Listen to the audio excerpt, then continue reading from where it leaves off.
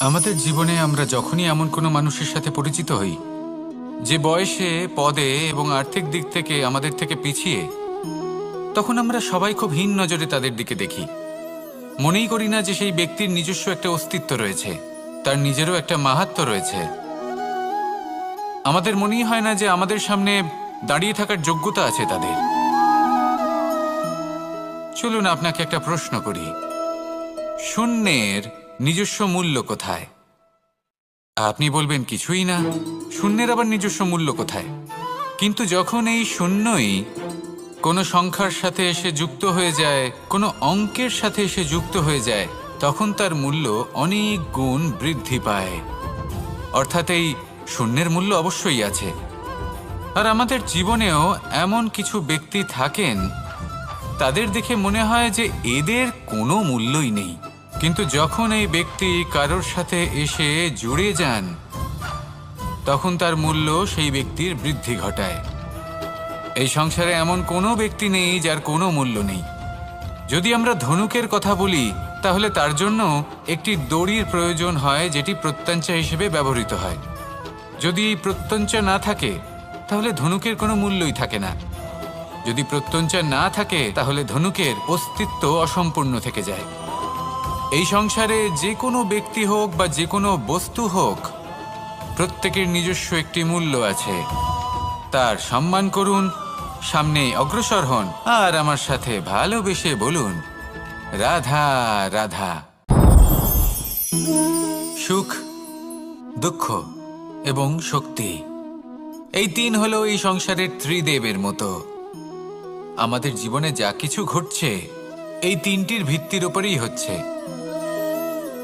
আসলে এই সংসারের একটা নিয়ম আছে, যখনই আপনি কিছু লাভ করেন, এই সংসার আপনার পরীক্ষা নেয়। এটা জানার জন্য আপনার পরীক্ষা নেয় যে আপনি যা কিছুই লাভ করেছেন, আপনি কি আদৌ সেটার যোগ্য কি না। ঠিক সেইভাবেই এই সুখ, দুঃখ এবং শক্তি আপনার পরীক্ষা নিয়ে থাকে। যখন সুখ আসে, তখন সে আপনার পরীক্ষা নেয় যে আপনার মধ্যে অহংবোধ জাগ্রত হয়নি তো। যদি অহংবোধ চলে আসে, তাহলে সুখ সেখানেই সঙ্গ ত্যাগ করে। দুঃখ আপনার ধৈর্যের পরীক্ষা নিতে থাকে। আর যদি আপনার মধ্যে ধৈর্য না থাকে, তাহলে এটা আপনাকে আরো বেশি দুঃখের গভীর অন্ধকারে ঠেলে দেবে। সেখানে শক্তি পরীক্ষা নেয় আপনার বিনম্রতার। যদি আপনি বিনম্র না হন, তাহলে হয় এই শক্তি আপনার সঙ্গ ত্যাগ করবে, নয় এই শক্তি বিনম্রতার অভাবে আপনার পতনের কারণ হতে পারে। এই সংসারে যে কোনো ব্যক্তি যিনি এই পরীক্ষায় উত্তীর্ণ হয়ে থাকেন, এই জীবনে তিনি সাফল্য লাভ করেন। আসুন আমার সাথে ভালোবেসে বলুন, রাধা রাধা। মানুষের জীবনে উন্নতি লাভ করার জন্য তিনটি স্তম্ভের প্রয়োজন হয়। প্রথম স্তম্ভ শিক্ষা। এই শিক্ষা আমাদের জ্ঞান প্রদান করে। দ্বিতীয় স্তম্ভ ব্যবসা, যার দ্বারা আমরা ধন উপার্জন করি। তৃতীয় স্তম্ভ হলো আমাদের ঈশ্বর, আমাদের ইষ্ট। এনার সাথে যদি আমরা জুড়ে থাকতে পারি, তাহলে এমন একটা মানসিক বল আপনি লাভ করবেন, যেটা এই সংসারে আর কোথাও পাওয়া সম্ভব নয়। কিন্তু মানুষ অনেক সময় জীবনে এই তিনটি স্তম্ভ লাভ করা সত্ত্বেও সামনে অগ্রসর হতে পারেন না। তখনও জীবনে কঠিন পরিস্থিতি আসতেই থাকে। এমনটা ঠিক কেন হয়?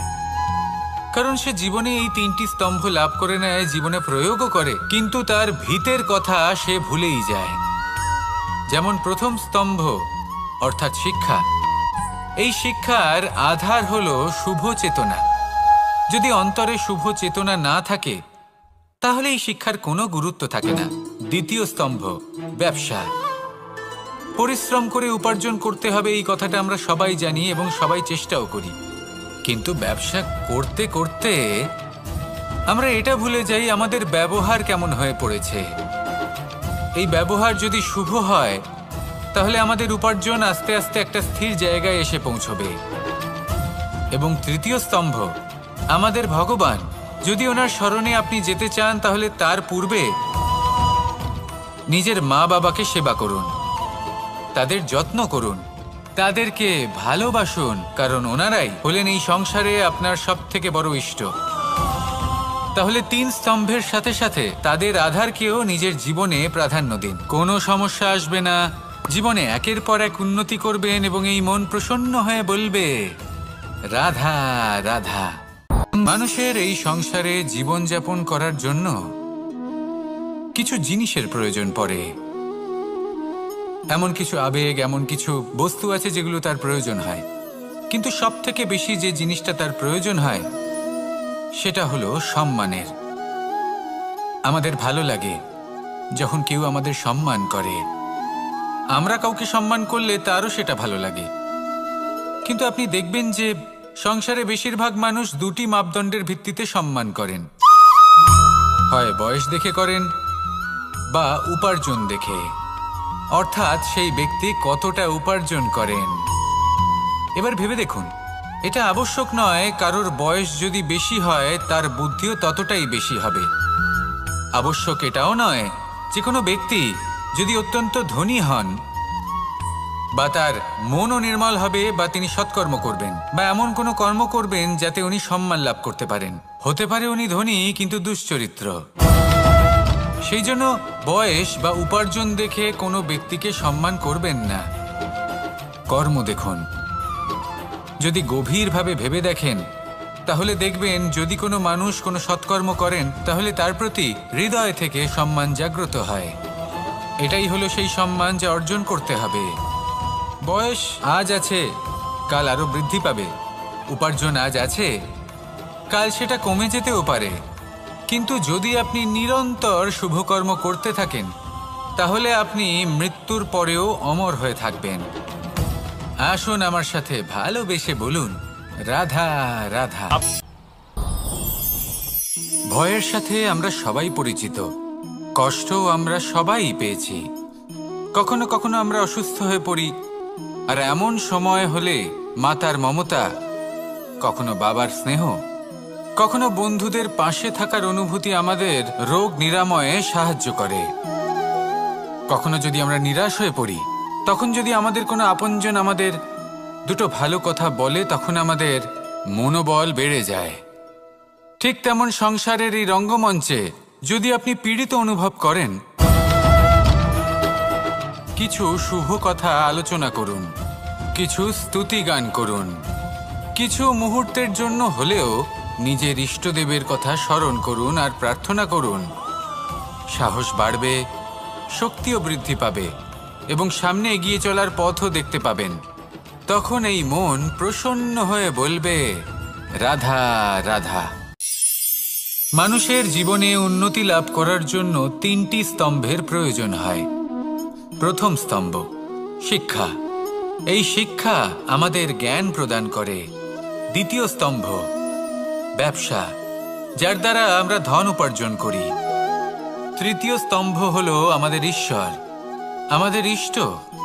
এনার সাথে যদি আমরা জুড়ে থাকতে পারি তাহলে এমন একটা মানসিক বল আপনি লাভ করবেন যেটা এই সংসারে আর কোথাও পাওয়া সম্ভব নয়। কিন্তু মানুষ অনেক সময় জীবনে এই 3টি স্তম্ভ লাভ করা সত্ত্বেও সামনে অগ্রসর হতে পারেন না। তখনও জীবনে কঠিন পরিস্থিতি আসতেই থাকে। এমনটা ঠিক কেন হয়? কারণ সে জীবনে এই 3টি স্তম্ভ লাভ করে নেয়, জীবনে প্রয়োগও করে, কিন্তু তার ভিতের কথা সে ভুলেই যায়। যেমন প্রথম স্তম্ভ অর্থাৎ শিক্ষা। এই শিক্ষার আধার হলো শুভ চেতনা। যদি অন্তরে শুভ চেতনা না থাকে তাহলে এই শিক্ষার কোনো গুরুত্ব থাকে না। দ্বিতীয় স্তম্ভ ব্যবসা। পরিশ্রম করে উপার্জন করতে হবে, এই কথাটা আমরা সবাই জানি এবং সবাই চেষ্টাও করি। কিন্তু ব্যবসা করতে করতে আমরা এটা ভুলে যাই আমাদের ব্যবহার কেমন হয়ে পড়েছে। এই ব্যবহার যদি শুভ হয় তাহলে আমাদের উপার্জন আস্তে আস্তে একটা স্থির জায়গায় এসে পৌঁছবে। এবং তৃতীয় স্তম্ভ আমাদের ভগবান। যদি ওনার শরণে আপনি যেতে চান তাহলে তার পূর্বে নিজের মা বাবাকে সেবা করুন, তাদের যত্ন করুন, তাদেরকে ভালোবাসুন, কারণ ওনারাই হলেন এই সংসারে আপনার সবথেকে বড় ইষ্ট। তাহলে 3 স্তম্ভের সাথে সাথে তাদের আধারকেও নিজের জীবনে প্রাধান্য দিন। কোনো সমস্যা আসবে না, জীবনে একের পর এক উন্নতি করবেন এবং এই মন প্রসন্ন হয়ে বলবে, রাধা রাধা। সুখ, দুঃখ এবং শক্তি, এই তিন হলো এই সংসারের ত্রিদেবের মতো।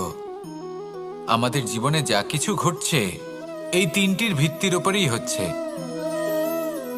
আসলে এই সংসারের একটা নিয়ম আছে, যখনই আপনি কিছু লাভ করেন এই সংসার আপনার পরীক্ষা নেয়। এটা জানার জন্য আপনার পরীক্ষা নেয় যে আপনি যা কিছুই লাভ করেছেন আপনি কি আদৌ সেটার যোগ্য কিনা। ঠিক সেইভাবেই এই সুখ, দুঃখ এবং শক্তি আপনার পরীক্ষা নিয়ে থাকে। যখন সুখ আসে তখন সে আপনার পরীক্ষা নেয় যে আপনার মধ্যে অহংবোধ জাগ্রত হয়নি তো। যদি অহংবোধ চলে আসে তাহলে সুখ সেখানেই সঙ্গ ত্যাগ করে। দুঃখ আপনার ধৈর্যের পরীক্ষা নিতে থাকে, আর যদি আপনার মধ্যে ধৈর্য না থাকে তাহলে এটা আপনাকে আরো বেশি দুঃখের গভীর অন্ধকারে ঠেলে দেবে। সেখানে শক্তি পরীক্ষা নেয় আপনার বিনম্রতার। যদি আপনি বিনম্র না হন তাহলে হয় এই শক্তি আপনার সঙ্গ ত্যাগ করবে, নয় এই শক্তি বিনম্রতার অভাবে আপনার পতনের কারণ হতে পারে। এই সংসারে যে কোনো ব্যক্তি যিনি এই পরীক্ষায় উত্তীর্ণ হয়ে থাকেন এই জীবনে তিনি সাফল্য লাভ করেন। আসুন আমার সাথে ভালোবেসে বলুন, রাধা রাধা। ভয়ের সাথে আমরা সবাই পরিচিত, কষ্টও আমরা সবাই পেয়েছি। কখনো কখনো আমরা অসুস্থ হয়ে পড়ি, আর এমন সময় হলে মাতার মমতা, কখনো বাবার স্নেহ, কখনো বন্ধুদের পাশে থাকার অনুভূতি আমাদের রোগ নিরাময়ে সাহায্য করে। কখনো যদি আমরা নিরাশ হয়ে পড়ি, তখন যদি আমাদের কোনো আপনজন আমাদের দুটো ভালো কথা বলে তখন আমাদের মনোবল বেড়ে যায়। ঠিক তেমন সংসারের এই রঙ্গমঞ্চে যদি আপনি পীড়িত অনুভব করেন, কিছু শুভ কথা আলোচনা করুন, কিছু স্তুতি গান করুন, কিছু মুহূর্তের জন্য হলেও নিজের ইষ্টদেবের কথা স্মরণ করুন আর প্রার্থনা করুন। সাহস বাড়বে, শক্তিও বৃদ্ধি পাবে এবং সামনে এগিয়ে চলার পথও দেখতে পাবেন। তখন এই মন প্রসন্ন হয়ে বলবে, রাধা রাধা। এই সংসারে কখনো কোনো ব্যক্তিকে তার বাইরের পোশাক দেখে বিচার করার চেষ্টা করবেন না, এটা খুব বড় ভুল করবেন। যেমন আমরা জীবনে অনেক সময় এমন করি, ধরুন কোথাও একটা গাছ দেখলাম, খুব বিশাল আকারের একটা গাছ যেটা মাটির থেকে অনেক উঁচুতে পৌঁছে গেছে, যার বিশাল শাখা আছে। সেগুলো দেখে আমরা ভাবি যে এই গাছে হয়তো কত সুস্বাদু ফল আছে, আমরা সেই গাছের পরিচর্যা করতে থাকি। আবার অন্যদিকে হলো একটি তৃণ যেটা মাটি থেকে কিছুটা উঁচুতে পৌঁছেছে, কিন্তু সেই তৃণর নিচে, মাটির নিচে অত্যন্ত সুস্বাদু ফল বা সবজি জন্ম নেয়, যা আমাদের স্বাস্থ্যের পক্ষে অত্যন্ত উপকারী। সেই জন্য কখনো আবরণ দেখে কাউকে বিচার করতে চেষ্টা করবেন না। তার বদলে এটা বোঝার চেষ্টা করুন যে আপনার সামনে যে ব্যক্তি আছে বা বস্তু আছে তার বিশেষত্ব কি। যদি এই বিশেষত্ব বোঝার ক্ষমতা আপনি অর্জন করেন, যদি এই শিল্প আপনি নিজের ভেতরে জাগ্রত করেন, তাহলে এই সংসারে বিশেষত্ব কি সেটা আপনি জানতে পারবেন। আর এই সমস্ত খেলা দৃষ্টি থেকে নয়, দৃষ্টিভঙ্গি থেকে জন্ম নেয়। দৃষ্টিভঙ্গি সবসময় শুভ রাখুন আর আমার সাথে ভালোবেসে বলুন, রাধা রাধা। যখন আমরা কোনো বনে প্রবেশ করি তখন এই সবুজ ঘাস দেখে, এই কোমল ঘাস দেখে আমাদের মন প্রফুল্ল হয়ে ওঠে। ভিন্ন ভিন্ন প্রজাতির ফুল, ভিন্ন ভিন্ন রঙের ফুল দেখে এই মন আনন্দে ভরে ওঠে। এখানে শিশুরা আনন্দ লাভ করে, বড়রা ভোজন গ্রহণ করেন, কথাবার্তা বলেন, হাঁটাহাঁটি করে বেড়ান। এবার ভেবে দেখুন, যখন এই উপবনের নির্মাণ হয়েছিল সেই সময় যদি এই মাটিকে সঠিকভাবে খনন না করা হতো, যদি তাতে সঠিকভাবে বীজ রোপণ না করা হতো, যদি কোনো সংঘর্ষ না হতো, পরিশ্রম না করা হতো, যদি চলতে চলতে পায়ে কাঁটা না বিঁধে যেত, তাহলে এই সুন্দর বন দেখে আমরা কি এই আনন্দ লাভ করতে পারতাম? কখনোই নয়। ধরুন কোনো নদীর তটে সুন্দর একটি বন আছে, সেই বনের আনন্দ লাভ করতে গেলে আপনাকে সেই নদী পার করতেই হবে। যদি সুখের নদীর কাছে পৌঁছতে চান তাহলে তটে যে কাঁটা রয়েছে সেগুলোর সাথে সংঘর্ষ করতেই হবে। এই সংসারে যদি আপনি সুখ লাভ করতে চান তাহলে সুখ লাভের এই যাত্রা শুরু করতে হবে সংঘর্ষ দ্বারা। তাহলে সংঘর্ষকে স্বাগত জানান, এর পেছনেই সুখ রয়েছে যা আপনার জন্য অপেক্ষা করছে। এবার হাসুন আর আমার সাথে ভালোবেসে বলুন, রাধা রাধা। মানুষ সুখী জীবনযাপনের প্রতি এতটাই অভ্যস্ত হয়ে পড়ে যে একটা ছোট্ট সমস্যা এলেই সে সবার থেকে সাহায্য চাইতে শুরু করে দেয়। সে সাহায্য লাভও করে এবং সেই সংকট থেকে সে বেরিয়েও আসে। কিন্তু এই সাহায্য কিছু মুহূর্তের, আর কিছু মুহূর্তের হলো এই দুঃখ। এই দুই মুহূর্তের সাহায্যের জন্য আজীবন আপনি তার কাছে ঋণী হয়ে থাকেন। আর মানবিকতার খাতিরে আপনার মনে কৃতজ্ঞতা জেগে ওঠে, আর সেই কৃতজ্ঞতা বোধ হলো যে আপনি কখনো সেই ব্যক্তিকে ছাপিয়ে যেতেই পারবেন না। সেই জন্য জীবনে সবসময় চেষ্টা করবেন নিজেকে প্রস্তুত রাখতে সেই সব সমস্যার জন্য, সেই সব বাধার জন্য যেগুলো আপনার জীবনে আসতে পারে। ততক্ষণ সাহায্য চাইবেন না যতক্ষণ না অন্য কোনো পথ না থাকছে। সাহায্য চাওয়া অনুচিত নয়, কিন্তু সাহায্য চাইলে এবং সাহায্য পেলে আপনি আজীবন কৃতজ্ঞ এবং ঋণী হয়ে থাকবেন। আর তারপর একদিন আপনি পরিবর্তন দেখতে পাবেন যে কিভাবে আপনি ছোট ছোট সমস্যার জন্য সাহায্য না চেয়ে বড় বড় সমস্যার সম্মুখীন হতে প্রস্তুত হয়ে গেছেন। এটাই হলো সংসারের নীতি। এটাই পালন করুন আর আমার সাথে ভালোবেসে বলুন, রাধা রাধা। আপনি কখনো কাউকে পর্বতে আরোহণ করতে দেখেছেন? বা আপনি কখনো নিজে কোনো পর্বতে আরোহণ করেছেন? করে থাকলে আপনি এই বিষয়ে অবশ্যই জানবেন যে যখন আমরা শিখরের দিকে এগোই, ওপরের দিকে এগিয়ে চলি, তখন আমাদের একটু ঝুঁকে পথ চলতে হয়। তখনই আমরা সেই পর্বত আরোহণ করতে পারি। কিন্তু যে ব্যক্তি নিচের দিকে ফিরে আসছেন তিনি কিন্তু ঝুঁকে চলেন না, তিনি দৃঢ়ভাবে সোজা হয়ে নিচে নামেন। এই ভারসাম্য বজায় রাখার এই খেলাতে সংসারের একটা সার লুকিয়ে রয়েছে। যদি আপনিও জীবনে উঁচুতে উঠতে চান, শিখরে পৌঁছতে চান, তাহলে আপনাকেও নত হয়ে বিনম্র হয়ে সামনে এগোতে হবে। সেখানে যদি আপনি বুক চিতিয়ে উদ্ধতভাবে অহংকার বোধ নিয়ে চলতে থাকেন, সেখান থেকেই আপনাকে নিচে নামতে হবে। কোনো ব্যক্তি তার বিনম্র স্বভাব দেখেই বোঝা যায় যে সেই ব্যক্তি সাফল্যের শিখর দেশে আরোহণ করছে নাকি নিচে তথা খাদের দিকে যাত্রা করছে। তাই সবসময় বিনম্র থাকুন, শ্রেষ্ঠ কর্ম করুন, পরিশ্রম করুন আর আমার সাথে ভালোবেসে বলুন, রাধা রাধা। মানুষের জীবনে স্বচ্ছতার একটা আলাদা গুরুত্ব আছে। যদি আপনি নিজেকে স্বচ্ছ রাখেন তাহলে আপনার নিজেরও ভালো লাগবে, সামনের ব্যক্তিরও ভালো লাগবে, একটা অন্যরকম প্রভাব পড়বে। কিন্তু একজন শ্রেষ্ঠ ব্যক্তি কিভাবে হয়ে ওঠা সম্ভব? যার মধ্যে গুণ আছে, শিক্ষা আছে, শুভ চেতনা আছে, যিনি সৎকর্ম করেন। কিভাবে হব সেই ব্যক্তি যার মধ্যে জ্ঞান আছে? শুধুমাত্র স্বচ্ছ থাকলে তো তা হওয়া সম্ভব নয়। প্রথমে আপনাকে বুঝতে হবে যে মানুষের মধ্যে চারটি মূল তত্ত্ব আছে। প্রথম হলো তার শরীর, যার দ্বারা উনি যে কোনো কর্ম করে থাকেন। দ্বিতীয় তত্ত্ব হলো তার মন, যার দ্বারা কোনো কর্ম করার জন্য সে নিজেকে প্রেরণা দিতে থাকে। তৃতীয় তত্ত্ব হলো বুদ্ধি, যে কর্ম আমরা করতে চাই, যে লক্ষ্যে আমরা পৌঁছতে চাই, সেটা আমরা কিভাবে কোন পথে করব সেটা স্থির করা যায় বুদ্ধি দিয়ে। আর চতুর্থ তত্ত্ব হলো আত্মা। আত্মা হলো এমন এক তত্ত্ব যার কোনো সমাপ্তি নেই। আত্মা হলো অজয়, কিন্তু এরও শুদ্ধিকরণের প্রয়োজন হয়। এই চারটি তত্ত্বের শুদ্ধিকরণ করতে থাকুন, এদের নির্মল রাখুন, শুদ্ধ রাখুন। এবং এটা কিভাবে হবে? শুভ চেতনা দ্বারা, জ্ঞানের দ্বারা, এবং সব থেকে বেশি গুরুত্বপূর্ণ প্রেমের দ্বারা।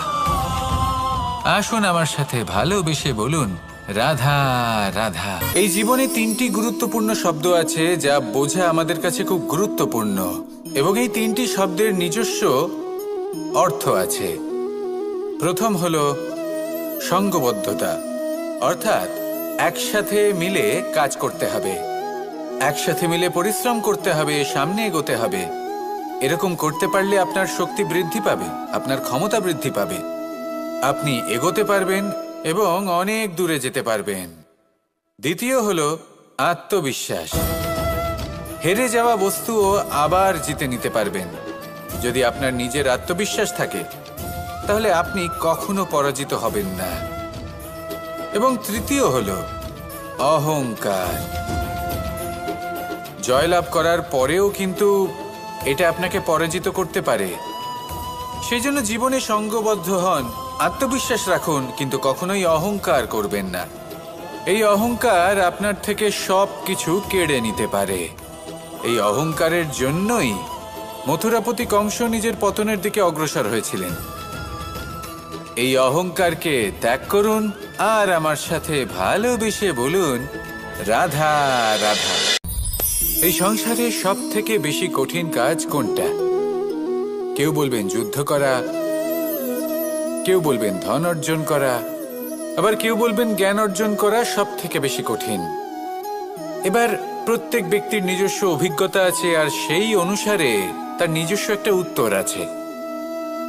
সাধারণভাবে দেখতে গেলে এই সংসারে সব থেকে কঠিন হলো তপস্যা করা, অর্থাৎ সব কিছু ত্যাগ করে তপস্যায় নিজেকে বিলীন করে দেওয়া।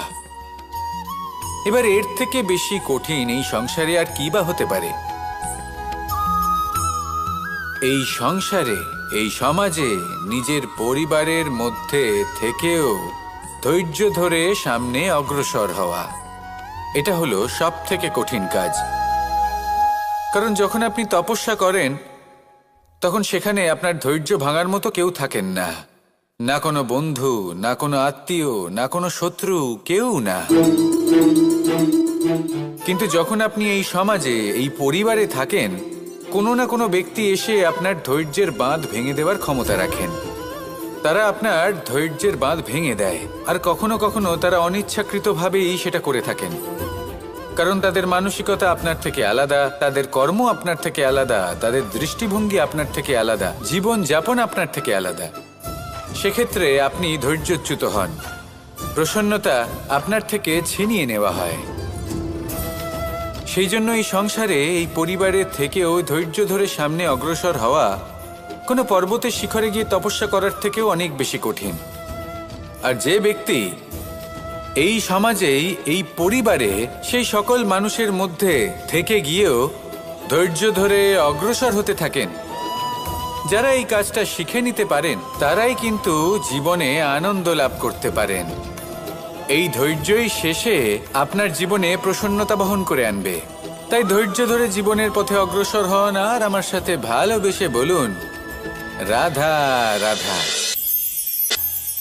আমরা যখনই কোনো গাছের চারা রোপণ করি তখন সবার আগে পরীক্ষা করে দেখি যে যেখানে আমরা চারা রোপণ করতে চলেছি সেখানকার মাটি আদৌ উর্বর কিনা, সেই মাটি সেই চারাকে বাড়তে সাহায্য করবে কিনা। যখন একটা চারা রোপণের আগে আমরা এত কিছু ভাবতে পারি, তাহলে কাউকে বিশ্বাস করার আগে আমরা কেন ভাবি না? জীবনে কখনো এই বিশ্বাসরূপী চারা কোথাও রোপণ করার আগে বোঝার চেষ্টা করুন যে যার ওপর আপনি বিশ্বাস করতে চলেছেন সে কি আদৌ আপনার বিশ্বাসের যোগ্য কি না। ভেবে দেখুন সেই ব্যক্তি ভবিষ্যতে গিয়ে আপনার বিশ্বাস ভাঙতে পারে কি না। এটাও ভেবে দেখুন যে যাকে আপনি বিশ্বাস করতে চলেছেন তাকে আপনি বিশ্বাস করলে নিজের জীবনের উদ্দেশ্যে আপনি অগ্রসর হতে পারবেন কি না। আর তার জন্য প্রয়োজন সঠিক সিদ্ধান্ত, পরখ করা, কোনটা উচিত কোনটা অনুচিত সেটা বোঝা। আর তাতে কিন্তু আপনি সন্দেহবাতিক হবেন না, তাতে আপনি আরো নিপুণ হয়ে উঠবেন। তাই যদি আপনি নিপুণ হয়ে উঠতে চান তাহলে বোঝার চেষ্টা করুন, পরখ করে দেখুন, কোনটা উচিত কোনটা অনুচিত বুঝুন, আর বিশ্বাস তখনই করুন যখন আপনি 100% নিশ্চিত হবেন যে সে বিশ্বাসের যোগ্য। আসুন আমার সাথে ভালোবেসে বলুন, রাধা রাধা। রাধা কখনো কখনো আমার জন্য বড়ই সুগন্ধি আতর নিয়ে আসে, পারিজাত ফুলের মালা নিয়ে আসে আমার প্রসাধন করবে বলে, এবং আমার সব থেকে বেশি প্রিয় মাখন নিজে হাতে বানিয়ে আনে আমাকে নিজে হাতে খাইয়ে দেবে বলে, সবকিছু আমাকে প্রসন্ন করবে বলে। কিন্তু আপনি কখনো ভেবেছেন যে এই আতর কিভাবে বানানো হয়? সহস্র ফুলের পাপড়ি একসাথে পিষে নিতে হয়, তারপরে তার থেকে যে রস নিঃসৃত হয় সেই রস দ্বারাই আতর তৈরি হয়। অনেক সংখ্যক ফুলকে অসীম যন্ত্রণা ভোগ করতে হয়, তবে তারা আমার প্রসাধন সামগ্রী হয়ে উঠতে পারে। দুধ থেকে মাখন তৈরি করার জন্য কতটা পরিমাণ মন্থন সহ্য করতে হয় সেটা আপনি জানেন। ঠিক সেই রকমই হলো আমাদের জীবনও।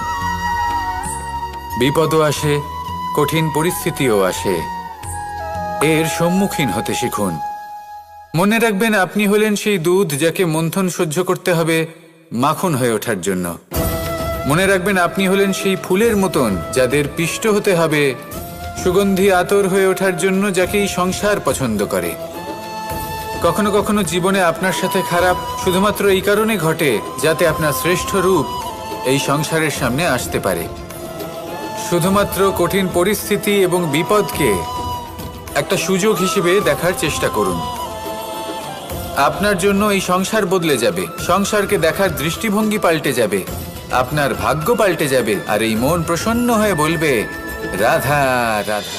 পাশা নামক এই খেলাটি আপনারা নিশ্চয়ই খেলেছেন, না খেলে থাকলে দেখেছেন, আর যদি দেখেও না থাকেন তাহলে নিশ্চিত রূপে শুনেছেন।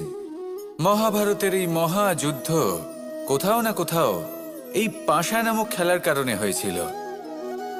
পাশার এই বিচিত্র খেলা, দান, এইসবের কারণে কেউ নিজের মাথায় রাজ মুকুট পরিধান করেছিলেন, আবার সেখানে পরাজিত হওয়ার জন্য কাউকে বনবাসও ভোগ করতে হয়েছিল। কিন্তু এই খেলা সমাপ্ত হওয়ার পরে সমস্ত ঘুঁটি আর এই পাশার ছক একই পুটলিতে স্থান পেল। এটাই হলো আমাদের জীবন। এই সংসারে আমরা জয় পরাজয়ের বিষয়ে এতটাই ভাবি, এত চিন্তা করি যে এই জীবনের খেলার আনন্দটাই উপভোগ করতে পারি না। আর অবশেষে কি হয়? কেউ জয়ী হন, কেউ পরাজিত হন, কিন্তু দুজনেই একই স্থানে পৌঁছে যান। প্রত্যেক ব্যক্তি মৃত্যুর পরে একটি নির্দিষ্ট স্থানেই পৌঁছতে বাধ্য, কিন্তু ততক্ষণ এই জীবন, এই খেলা, তার আনন্দ উপভোগ করুন। এই সংসারে সেই ব্যক্তি শ্রেষ্ঠ স্থানে পৌঁছতে পেরেছেন যিনি এই সংসারকে প্রকাশ প্রদান করেছেন, যিনি কখনো জয় পরাজয় এ বিষয়ে ভাবেননি, শুধু এই জীবনের খেলার আনন্দ উপভোগ করেছেন। এটাই আপনিও করুন, আর আমার সাথে ভালোবেসে বলুন, রাধা রাধা। প্রত্যেক মানুষ নিজের জীবনে দুঃখ অনুভব করেন। প্রত্যেকের দুঃখ আলাদা হতে পারে। কারোর মনে এই দুঃখ থাকে যে সে তার বাবা মায়ের সব ইচ্ছে পূরণ করতে পারেননি। কেউ এটা ভেবে দুঃখ পান যে সে চিরকাল সদাচার করেছেন, সৎকর্ম করেছেন, কিন্তু তাও তাকে দুরাচারী বলে মনে করা হয়। কেউ এটা ভেবেও দুঃখ পান যে তার সামনে যে ব্যক্তি রয়েছেন তার চোখে তিনি শত্রু হয়ে উঠেছেন বা দুষ্ট হয়ে উঠেছেন, যেখানে তিনি হয়তো কোনো অনুচিত কাজই করেননি। এবার এই সমস্ত বিষয় নিয়ে ভেবে নিজের ব্যক্তিত্ব নিয়ে সন্দেহ প্রকাশ করবেন না। যদি নিজের ব্যক্তিত্ব নিয়ে কোনো সন্দেহ থেকে থাকে তাহলে কর্ম সংক্রান্ত প্রশ্ন করুন যে আপনি যা করেছেন তাতে কি উচিত ছিল, কি অনুচিত ছিল। যেটা প্রয়োজন সেটা এটা বোঝার যে আপনার অন্তর্মন, আপনার বিবেক আপনাকে কি বলছে, আর আপনার অন্তর্মন আর আপনার বিবেক আপনাকে যেটা করতে বলবে শুধু সেটাই করুন। আর তারপরে এই সংসার কি বলবে, কি ভাববে সেসব নিয়ে ভাবতে যাবেন না, কারণ এই সংসার তো ঈশ্বরকেও প্রশ্ন করে থাকে, ঈশ্বরকেও দোষী মনে করে।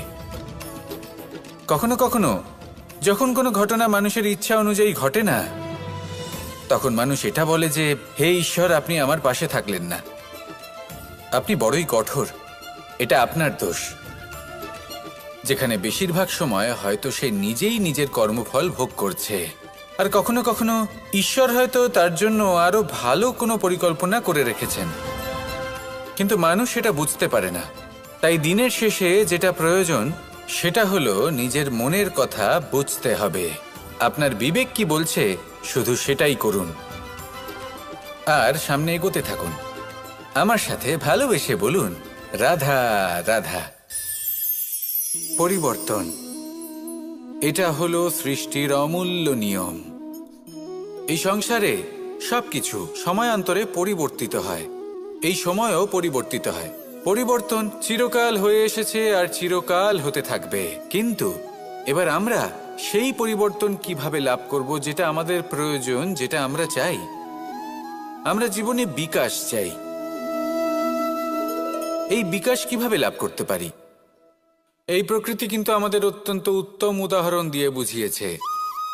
একটি বিন্দুর উদাহরণ দিয়েছে যা ভবিষ্যতে একটা বিশাল নদীর আকার ধারণ করে। এটা কিভাবে হয়? মেঘ থেকে একটি বিন্দু ঝরে পড়ে সেই পর্বতের ওপর যেখানে হিম আছে। সেই হিমের সংস্পর্শে আসা মাত্র সেই বিন্দুর সাথে আরো বেশ কিছু বিন্দু যুক্ত হয়, তারপর তারা অগ্রসর হয়, আরো কিছু বিন্দু যুক্ত হয়, আস্তে আস্তে একটা ক্ষীণ ধারার রূপ ধারণ করে, এবং সেটাই ভবিষ্যতে আরো এগোতে থাকে। অনেকটা যাওয়ার পর যখন অনেক সংখ্যক বিন্দু একসাথে যুক্ত হয়, তখন সেটা বিশাল নদীর আকার ধারণ করে। এবার আমরা মানুষ বলে আমাদের সাথে এই নিয়মের অন্যথা হয় তা নয়। আমরাও এই প্রকৃতির অংশ, আমাদের ক্ষেত্রেও একই নিয়ম প্রযোজ্য। যখন পরিশ্রম করে অনেক সংখ্যক বিন্দু আমরা একত্রিত করব, তখনই পরিবর্তনের নদী প্রবাহিত হবে। প্রয়োজন হলো নিরন্তর পরিশ্রম করা এবং ধৈর্য ধরা। এটা করতে থাকুন, জীবনে সব কিছু লাভ করতে পারবেন, কারণ প্রকৃতি আমাদের এটাই শিখিয়েছে, আর আমরা এই ব্রহ্মরই একটি অংশ, যার দ্বারা এই ব্রহ্মাণ্ড নির্মিত। আসুন আমার সাথে ভালোবেসে বলুন, রাধা রাধা। কখনো এই প্রকৃতির দিকে তাকিয়ে থাকবেন। এই প্রকৃতি অনেক ধরনের শিক্ষা দেয়। কোনো একটা গাছকে দেখুন কিভাবে সে মাটি থেকে জল শুষে নেয়। সে ঝড় হোক বা হোক কড়া রোদ, সব সহ্য করে এবং অবশেষে সে ফল ধারণ করে। আর সেই ফল উৎপন্ন করার পরে সে ফল কিন্তু সে নিজে গ্রহণ করে না, এই সংসারকে প্রদান করে, যাতে পশু পাখি মানুষ তারা এই ফল গ্রহণ করে শক্তিশালী হয়ে উঠতে পারে, সুস্থ থাকতে পারে। সেভাবেই নদী, সরোবর এরা নিজেরাও কিন্তু নিজেদের জল গ্রহণ করে না, মাটিকে প্রদান করে, পশু পাখিকে প্রদান করে।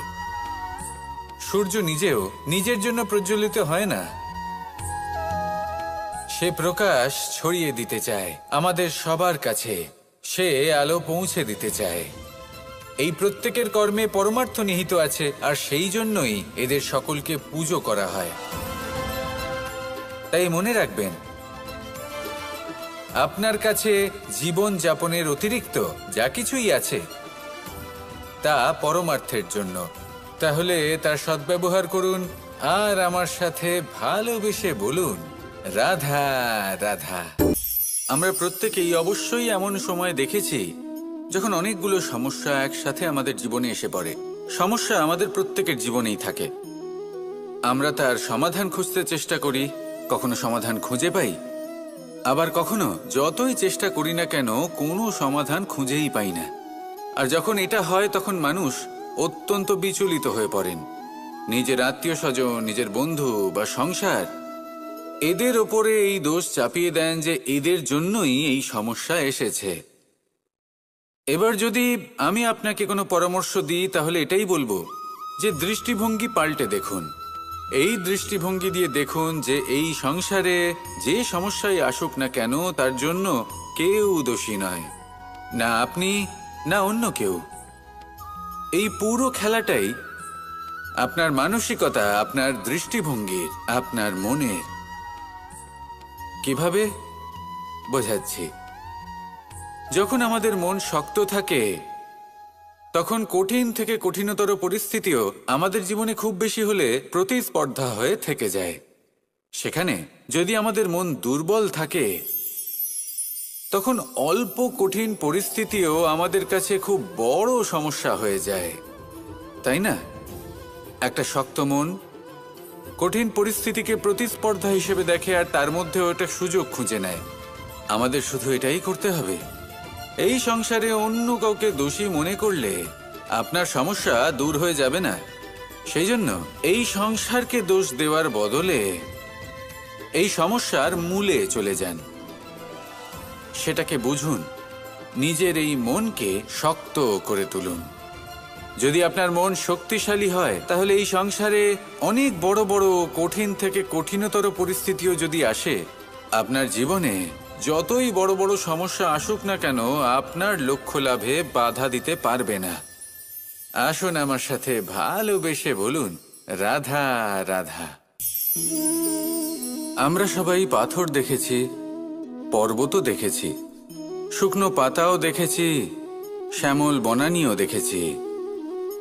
কখনো ভেবেছেন পাথরের অস্তিত্ব কিন্তু ততক্ষণ পর্যন্ত যতক্ষণ সে পর্বতের গায়ে আটকে থাকে। যখন সেই পর্বত থেকে সেই পাথর ভিন্ন হয়ে যায় ও নিজের অস্তিত্ব হারিয়ে ফেলে।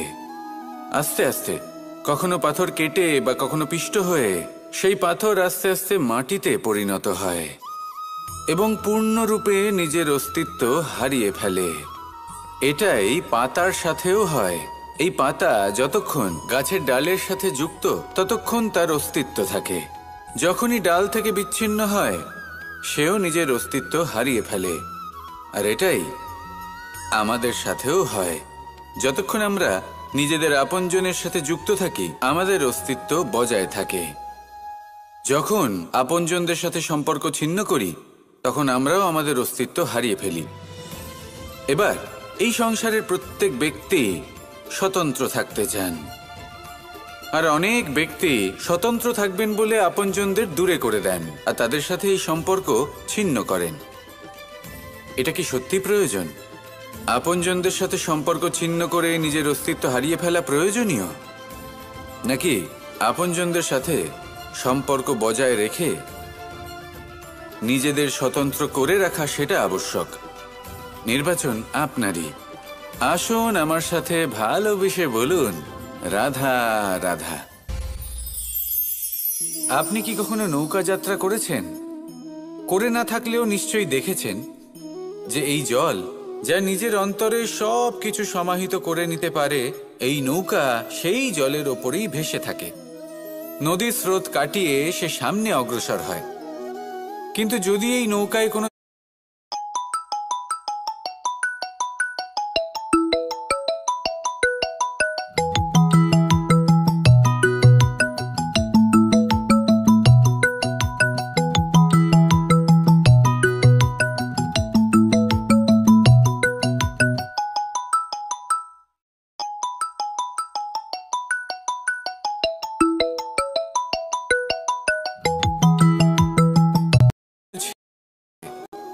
তাহলে কিন্তু সেই নৌকা ডুবে যাবে। আর এতে কোনো তফাৎ হবে না যে সেই ছিদ্র ছোট নাকি বড়, নৌকা ডুবে যাবে। এই ছিদ্র হলো আমাদের জীবনে আমাদের অপগুণ, আমাদের দোষ, আমাদের বিকার। কখনো এটা ভাববেন না যে এই দোষ খুবই ছোট, এতে কিছুই যাবে আসবে না। না, সেই ছোট দোষ, সেই ছোট বিকার যদি সেটাকে শুধরে না নেন, তাহলে সেটা আপনাকে আপনার পতনের দিকে নিয়ে যাবে। শেষ পর্যন্ত এটা আপনার উপর নির্ভরশীল যে আপনি কি চান। আপনার জীবনের এই নৌকা এভাবেই ডুবে যেতে দেখবেন, নাকি নিজেকে শুধরে নিয়ে সেই নৌকার সেই ছিদ্রটাকে ভরিয়ে তুলতে চাইবেন? নির্বাচন আপনার। আসুন আমার সাথে ভালোবেসে বলুন, রাধা রাধা। জল জলই পৃথিবীতে বেঁচে থাকার জন্য আবশ্যক তো বটেই, কিন্তু এই জল আমাদের একটা অত্যন্ত গুরুত্বপূর্ণ শিক্ষা প্রদান করে। কখনো এই জলকে দেখেছেন? যে পরিস্থিতিতেই এই জল প্রবাহিত হোক না কেন, এর উপর যা কিছুই প্রভাব থাকুক না কেন, এর পথে যতই বাধা আসুক না কেন, তার মধ্যে থেকে ও নিজের পথ ঠিক বের করে নেয়। কিন্তু নিজের প্রবাহ থামতে দেয় না, ক্রমাগত অগ্রসর হতে থাকে। সেরকমই একটা শিক্ষা যেটা আমরা জল থেকে পেয়ে থাকি তা হলো এটা, আমরা যখন জলের দিকে তাকাই তখন আমরা নিজের প্রতিবিম্ব দেখি, স্পষ্টভাবে দেখতে পাই।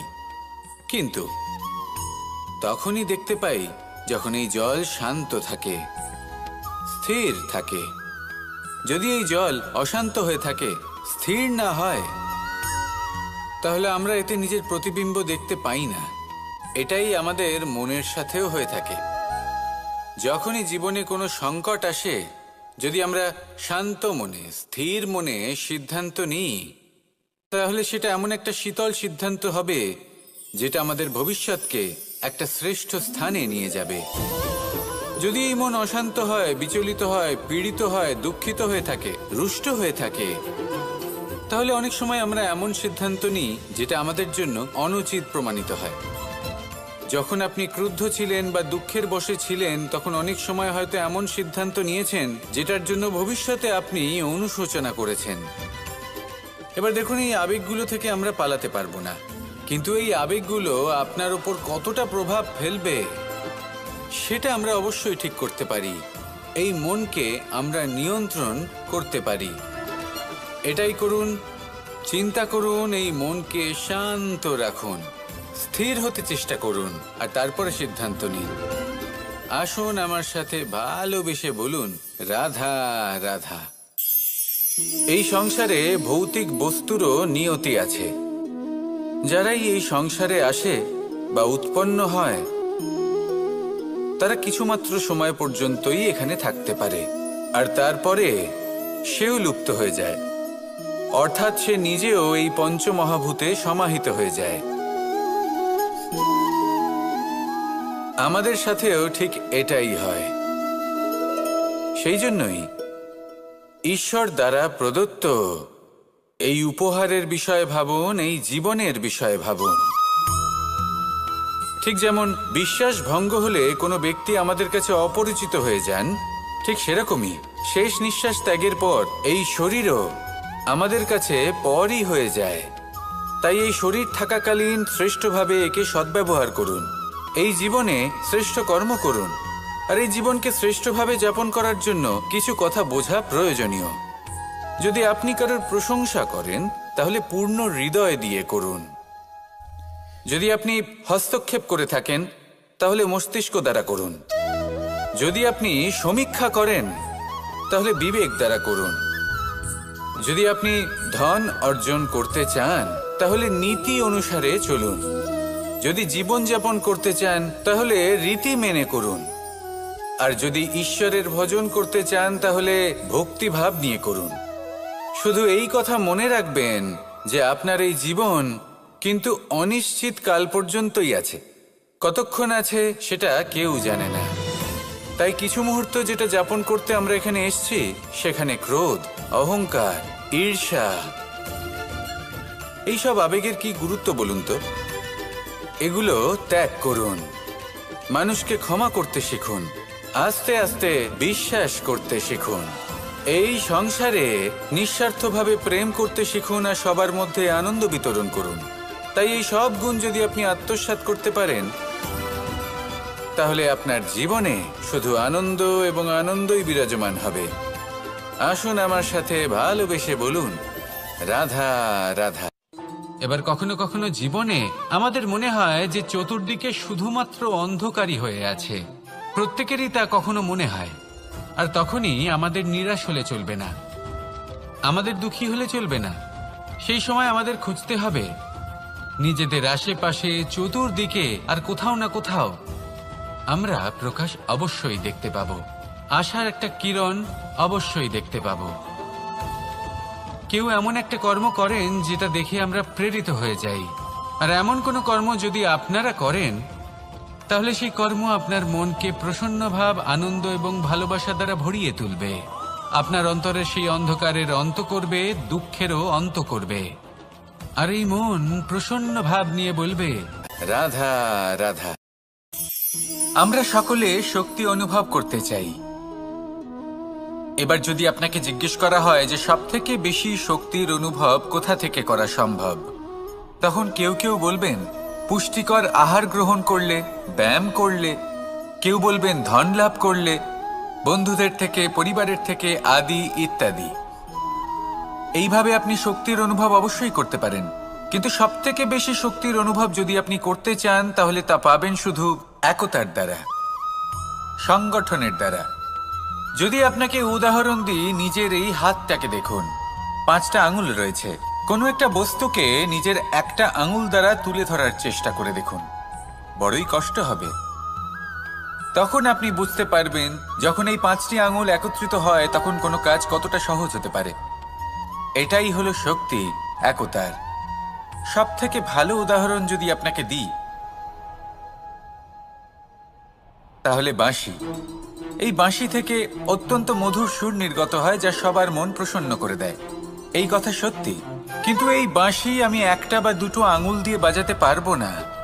আমাকে প্রত্যেকটা আঙুল ব্যবহার করতেই হবে, তবেই এর থেকে মধুর সুর নির্গত হবে যা সকলকে প্রসন্ন করবে, ঠিক কি না?